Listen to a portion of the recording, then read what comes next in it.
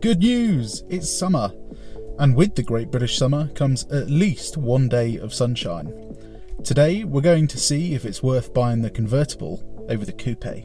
We're going to look at the upsides and the downsides of using this facelift Mercedes C220 as a daily driver. Before we start, if you could give the video a like, and why not subscribe to our channel? It'll be a massive help to us and it'll allow us to keep producing some awesome automotive content. My name's Tom and you're watching Paragon Cars. Let's go.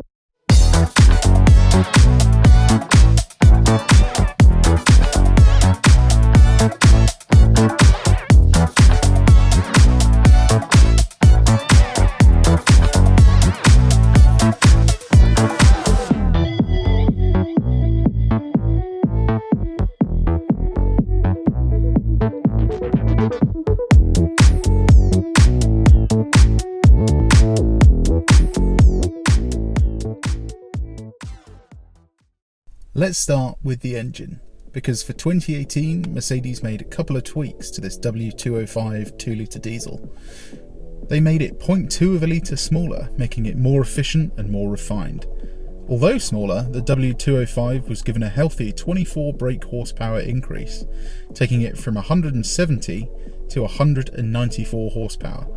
Torque does stay the same though, at 400 Newton meters. Due to the power increase, the 0 to 60 is a whole second quicker at just 6.6 seconds. That's pretty nippy if you ask me. But let's see how it does on the 30 to 70 sprint.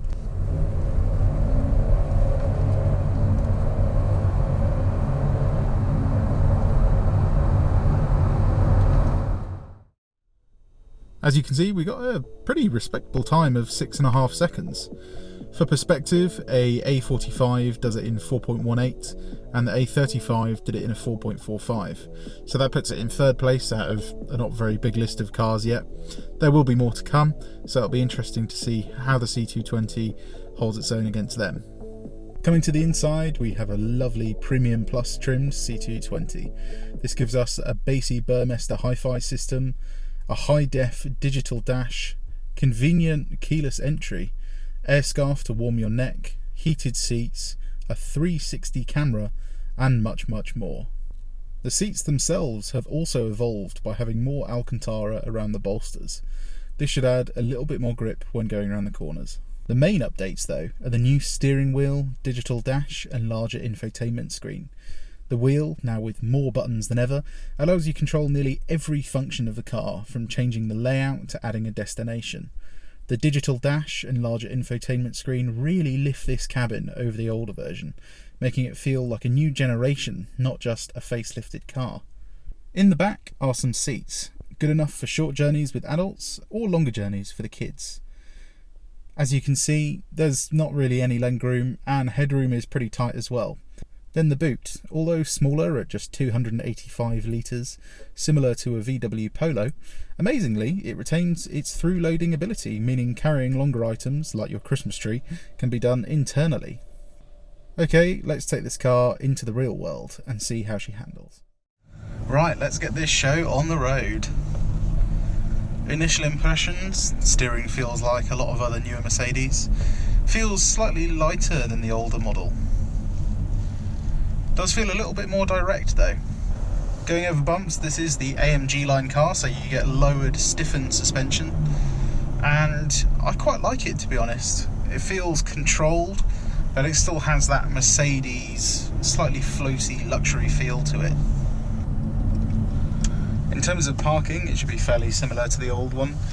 There haven't been any major changes in terms of the size of the car. It was more just sort of a little facelift, like a different grille, new headlights and all that. This model you can actually get a 360 camera, and this car has it. The screen is definitely more high def than the older car as well. And there's parking sensors all around that let you know when you're about to hit something. Lines tell you where you're going to go as well, which is really helpful. Definitely something worth having, considering the view out the back isn't that good. The view is pretty much the same in the coupe though, because obviously you've got a coupe body shape, so the window in the back is going to be pretty small. As you can see, there's a camera on the front as well, so if you're coming out of tight junctions, it gives you a bit more visibility. This car's got hill hold assist, so when you're at a stop, it'll hold the car still, even without your foot on the brake. Coming out of junctions, this 9-speed dual clutch gearbox is plenty fast enough. It feels slightly less laggy and slightly more immediate than the older 7-speed. Right, now let's reset the trip computer so we can see what MPG we're going to get. Coming around roundabouts, just in eco mode, the visibility is good and steering feels nice. Throttle pedal is really well damped in this car. Even in eco, it doesn't take away too much of the throttle feel. It doesn't make the engine feel totally dead and void of life. Okay, now we're on a national speed limit. I'm going to put the car into Sports Plus. And we can see what it feels like. Steering feels very slightly heavier, although it still doesn't feel that heavy. Acceleration is good. It's definitely more responsive than the older 2.1 litre.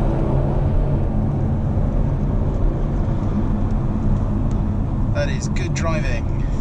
No indicators needed. But yeah, getting up to 70 miles an hour is no problem for this car. Now we're on the motorway, it gives us a chance to talk about some of the other cool things about this car.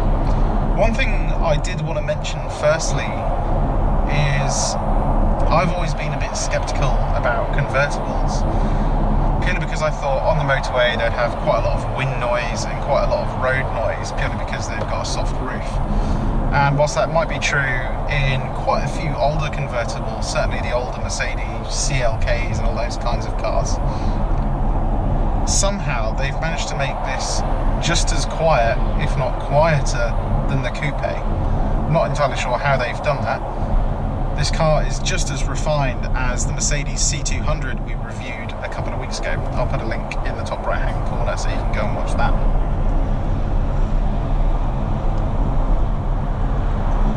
In terms of interior quality, they haven't changed much from the pre-facelift car. You still get leather on the door sills, leather on the dash, and you still get, you know, the fine grain wood in the centre console. Everything feels really solid, feels really well built. They seem to have fixed quite a few of the creaking problems that the 2016 cars had. And in terms of refinement over the older car, the main difference is the engine. As I mentioned before, it just feels more refined all round, and combined with that 9-speed gearbox, it means the car never really goes above 2000 RPM. Even when you're sitting at 70 miles an hour, the car is whisper quiet when it comes to engine noise. And of course, being a diesel, you never really want it to be loud. In the centre console, you've also got a wireless charger where my phone is charging now. There's a USB port, so you can plug in anything you want, you know, phone, tablet, anything you need to charge. Another thing that I feel a lot of car makers really undervalue, look at that, nice Ferrari, really undervalue is the cup holder. And for me, it's a really important aspect of a car. If you don't have a good cup holder, it means you can't really carry anything you actually want to carry in it, apart from maybe like a normal can. This cup holder is brilliant. It's actually removable, so you can clean it a lot more easily, and then there's grippy bits on the side, so you can put pretty much any size drink you want in. And then if it is too big for the cup holder, you've got pretty big door bins actually, so you can fit a 2-litre water bottle down there pretty easily.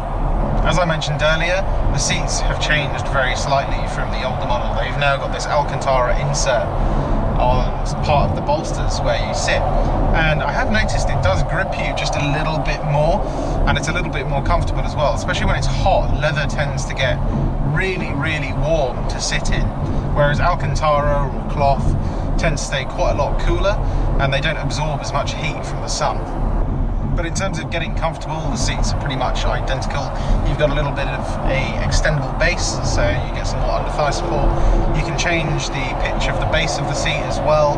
That adds even more under-thigh support. You've got lumbar support as well, so you can inflate bags in the seat and it will give you a bit more back support if you need it. And one thing Mercedes does really well is the headrests. They're actually adjustable forwards and backwards. Now in Audis you don't get that unless you're in the really high trim cars. BMW are kind of similar. They have this like pitch mechanism so you can angle the headrest forwards, but in Mercedes they've gone one step further. So if you push a button on the side, you can actually pull the headrest all the way forwards, and it means for a longer journey you can actually rest your head, if you don't have good posture like me, on the headrest. In terms of miles per gallon, this car's supposed to get 58 on the combined cycle, and as you can see we've just gone over 50 now. It should keep going up because we've only just started driving on the motorway, but we'll see what it does in about 15 miles or so.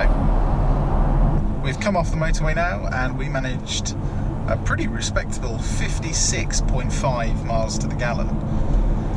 Now remember, this isn't a tiny little hatchback like a Citroen C1. This is a pretty heavy luxury barge, and it's a convertible, so it's even heavier than the coupe. And the fact we even got above 50 miles to the gallon is pretty impressive, to be honest. Right, let's get onto some twisty roads and have a bit of fun. Right, let's get some twisty road driving done. Being a diesel, the fun kind of comes from riding that big wave of torque you get down low. And this car's got 400 Newton meters of it. And as you can see, that propels you all the way up to 60 very quickly. The suspension, even over big bumps, feels really good. As I mentioned before, it feels compliant but controlled. I think the AMG line version is definitely worth it just for getting that. The brakes also feel really good. And the rear drive bias of this car really adds to the driving experience. It's not as far behind the BMW 4 Series as you'd think. You can change gears yourself, but to be honest there's no need, because the 9-speed gearbox just keeps you in the power band pretty much all the time.